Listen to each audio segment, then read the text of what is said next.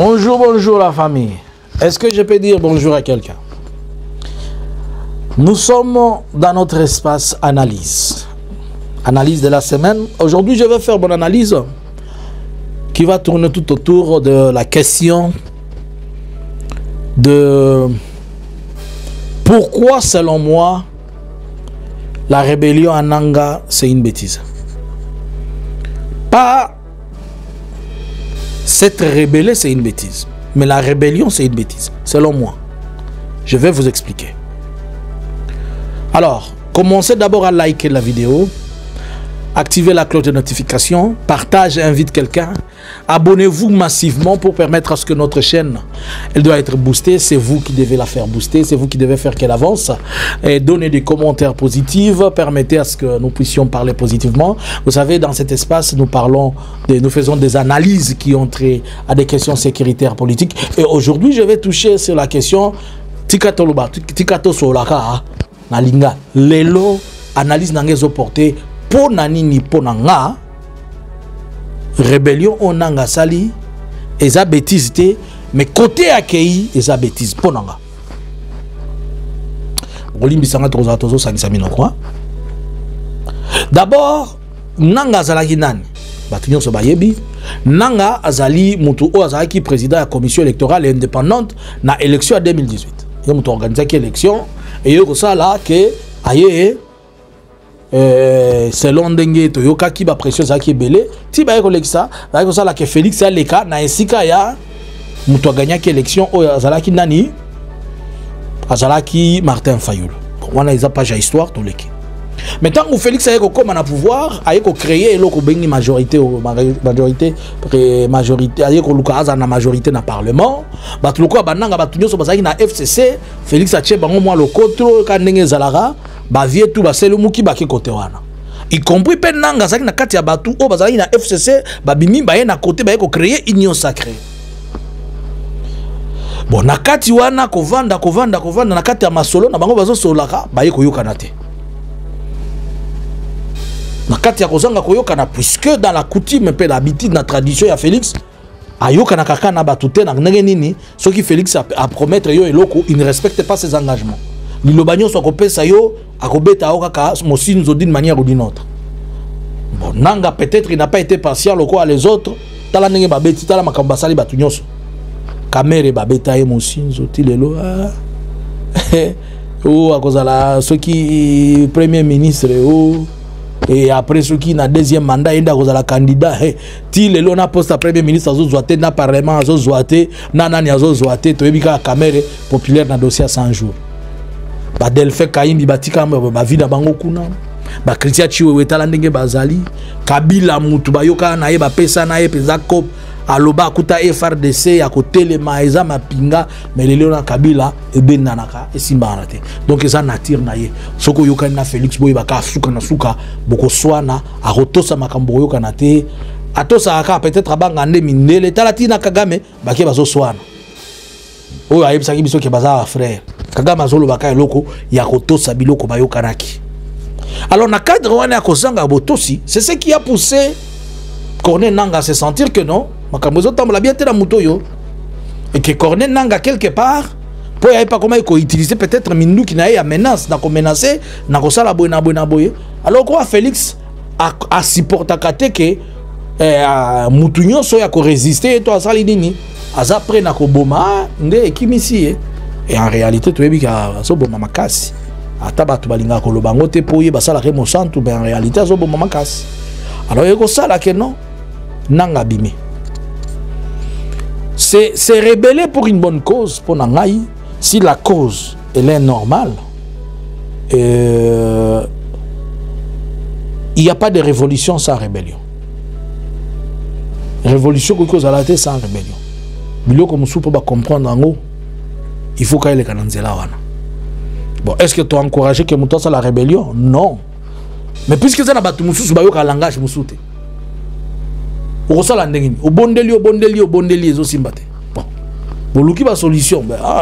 Ce qui est une façon, c'est que tu as tolérant, non tolérant, violent, non violent, bon, nanga ce qui a pour côté wana, bon, il est parti.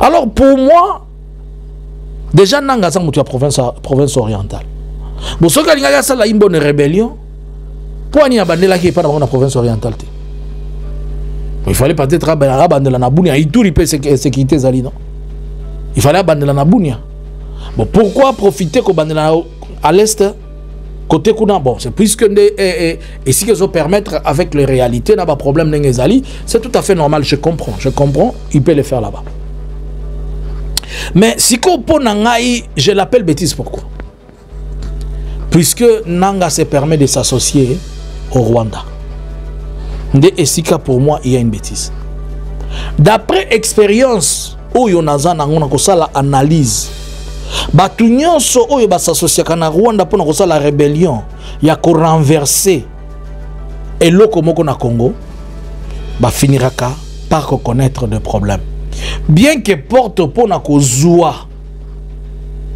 propulsion il faut que la Rwanda mais Rwanda peut le beta boué côté kuna et beti peut boué na côté à politique et beti peut boué na côté à armée alors c'est comme ça que mutunyo soit lingel tombe la mutuna ye il faut aller que la Rwanda mais moi je l'ai dit que la Rwanda est sa bêtise n'a ko expliquer bino po ani na lobe na bipo Afdel eye musée aye na Rwanda ba komika na Kinshasa ba komika na liboso basangi koyokana puisque makambu Rwanda lingaki na oyo bayokanaki eza ndenge mususu Rwanda eza na vision nango ya mabele muza zaki na vision politique ya ko renverser pour na ko émerger que pays ekende discussion bandi bazongi tangu bazongi ba bandi rébellion na ko banda rébellion wana RCD yeko botama tangu RCD botami okomona chaque fois que mouvement moko rebelle zo botama na Rwanda ezalaka toujours yango ezalaka na sima pour na koloba ba accuser yango te ke yango mutu zo agresser même si te yebani mais balukaka toujours ba faire passer ba congolais liboso pour ba koloba c'est un problème entre les congolais yango ngana lobi eza bêtise à l'époque à RCD ezalaka na mutu azalaki président ya RCD bon to yebina ezalaki ko kabwana ezalaki ba ML ba RCD ezalaki eko bima RCD KML oya mbusa nyamwisi eko botama to eko botama ba MLC na parti ya likolo kuna maintenant zwaka ka bato batikalaki na RCD wana na kati ya RCD il y avait un homme qui s'appelait Onusumba na kati ya RCD ezali na mutu abengamaki Ondekane Jean-Pierre yende azalaki lokola chef d'état-major mais mutu abandaki rébellion tangu les deux bazo annoncer rébellion ba utilisaki nani Sylvain Mbuki mwana ya Congo mais tangu bakomi ko poussa na balingi bakoma na Kinshasa et comme tangu balingi bakoma na siko na négociation il faut to luka mutu mususu pe okomona bakosala titulaire aza lokola un Congolais adjoint à cause de la nilotique pour nous permettre que tant que négociation ça les maca pas nilotique a joué place principale congolais à Kenase yango bako isaka Ondekane et yeko bimazarias Lubero Azarias na ba négociation nyo so Azarias makamunyo so Azarias tina ne ba ki na Kinshasa Onusumba sa ki lisusu kunata ikomaki ndia Azarias na yeko comme vice président na ne makamangwele kanaka et yeko tika la RCD et plutôt CNDP. Moutazako tele la CNDP Laurent Kunda chairman.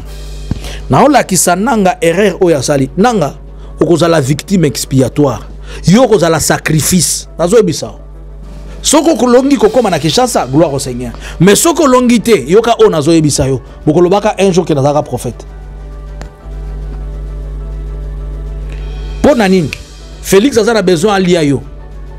Oza musuni pona Félix a doda yo o mato kitakoluka soka ko doda yo directement boyete na négociation ko doda yo pas ko expliquer nini alors CNDP eye ko zo pouvoir tangu CNDP ezui papa na kata CNDP wana ba adjoint musu bazalaki ba Bertrand Bisimwe bazalaki makamuka ndenge zalaka tangu négociation eye ko ya ba récupérer Kunda sala Rwanda ni Kunda zaki na Congo non Kunda zaki na Congo mais ba ko récupérer Kunda comme victime expiatoire Puisque pour que les négociations marchent, il faudrait que sacrifier le roi Mbeka, Batumoussou va avancer. Ba groupe armé o ezali ko appuyer gouvernement bala moko komi ba groupe ba komi koloba, il faut ko beta yango po ba sa considéré comme ba ennemi. Kunda ba dodi ake pembeni. M23 ebotami. Tangu M23 ebotami mutozako telemela M23 papa nanga Jean-Marie Runiga. Mais je me rappelle que Jean-Marie Runiga qui représente, qui président de l'église de réveil na Congo. La rébellion sur Congo ça na ba pasteur. La rébellion sur la Congo ça ba pasteur. Azarias pasteur. Moïse Nyaruga bo pasteur. Et balobi fene nanga soki pasteur. Toyoki. Et soki ba ngojo so ba pasteur. Si ko nga soki lobi nga pena sali rébellion ba tsako loba. Ah yo ozai ko loba ko za prophète. Mais ba ngojo so ba pasteur non. Kunda pesa ka grand motei, Kunda sa grand évangéliste. Toi boye baate. Laurent Kunda grand évangile. Alors, sikoyo. Mais na époque wana, tangu M23 ezali. Jean-Marie Runiga za ina ba église na un peu partout na Congo. Bakanga ba na eta. Mais il était sanctionné par la communauté internationale. Mais Moutouassali infraction pour le moment est à Nanga. Banda kwa Nanga paie combien d'infractions? Bande kwa Nanga nyoso aza en infraction. Bango nyoso bakangi. Mais epsa ki biso awa ke Moutouaye ki na M23 na Kinshasa azalaki ministre intérieur ya Congo. Mais pour ni yeti le lonan bakangi yeti alors que le président y est baraté. Mais pour entre yé nananga différence c'est ça. Bon entre le président muto négocier qui na Kagame. Pe apesi Kagame minéré. Na oyake ko rejoindre M23 différence c'est ça. So qui doit ça représenter la service de sécurité normal. Mais le Félix ça il faut samba. Félix Asa muto ko sambisa ko tuna ye na ndenge nini koma ki ndenge nozwa mine koma ki ndenge nini oyebi ke muto wana za kanemi na biso des années ozui pouvoir opesi ye mbongo po ya ko boma biso sibo banda ko benga biso banda ko bisa biso kenda ko bi ennemi c'est que yo posa ennemi na biso posa kopo na mino mbale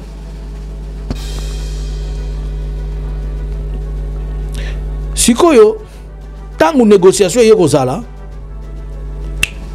mbala moko wana na M23 ba effacer Runiga pa ba moko ba kimeli na Rwanda Runiga beko na Kigali pa misusu ba kimeli na Uganda Bertrand Bisimwa beko kuna po CNDP koma ki Elmi Balé M23 koma ki Elmi Balé zaki na M23 soki ya CNDP ki fuafu ana makamusu peut bogeza babil cuisine interne là-bas.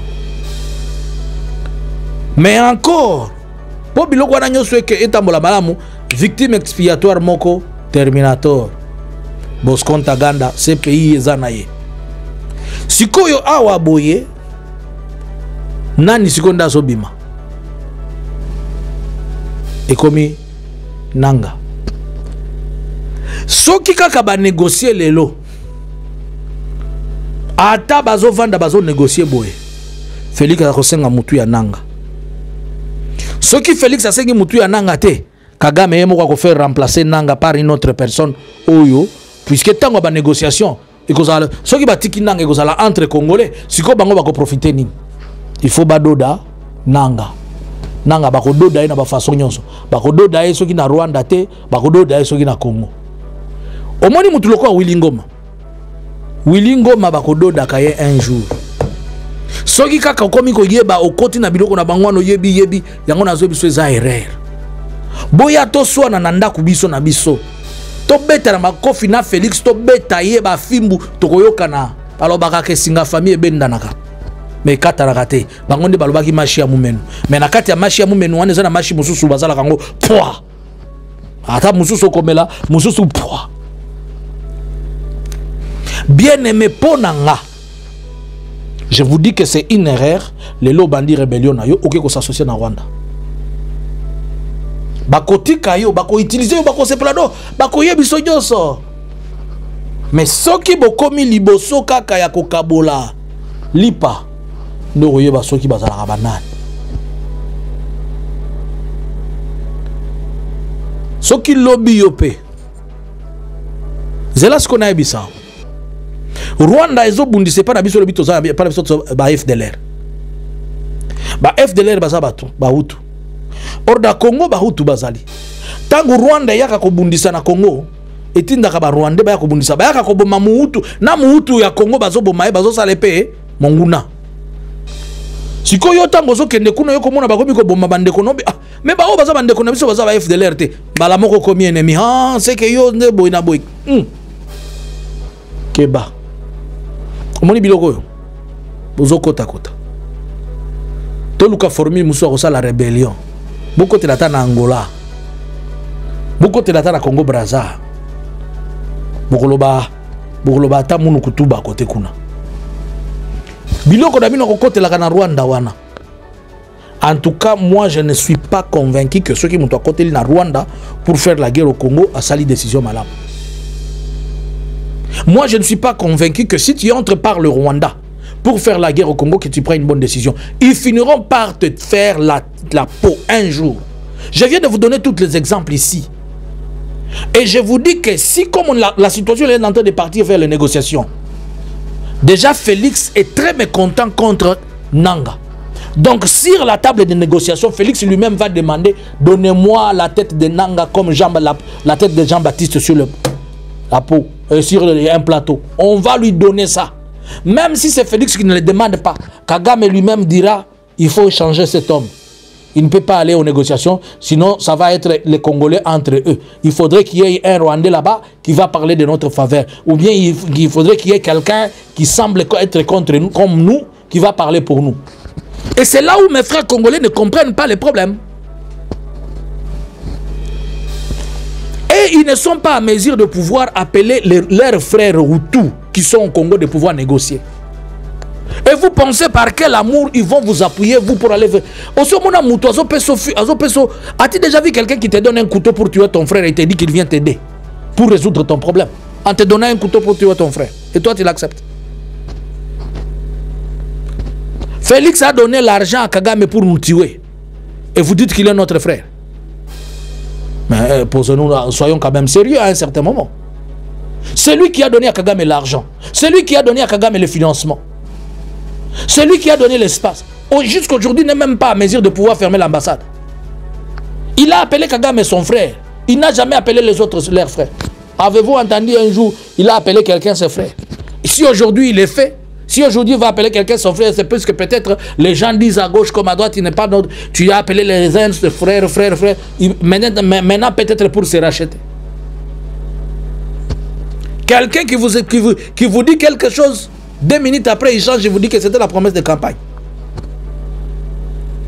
C'est lui qui est en train de créer l'insécurité.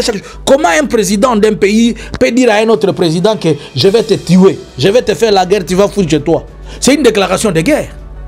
Kagame est peut-être gentil à ce moment-là, quand Félix avait fait ça. Kagame pourrait même attaquer et prendre la moitié du pays s'il pouvait le faire, puisqu'il allait dire qu'il est dans la légitime défense. On lui avait déjà dit qu'on va le tuer. Toi, quelqu'un te dit: je vais venir te tuer demain. Si toi, tu as les moyens, tu ne peux pas aller l'anticiper et le tuer. Mais après ça, il vient vous dire que non.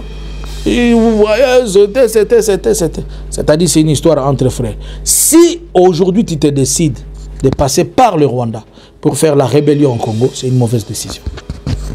Et tu le regretteras. Même si tu arrives à Kinshasa, tu le regretteras. Tout celui qui deal avec le Rwanda pour le Congo, il le regrettera.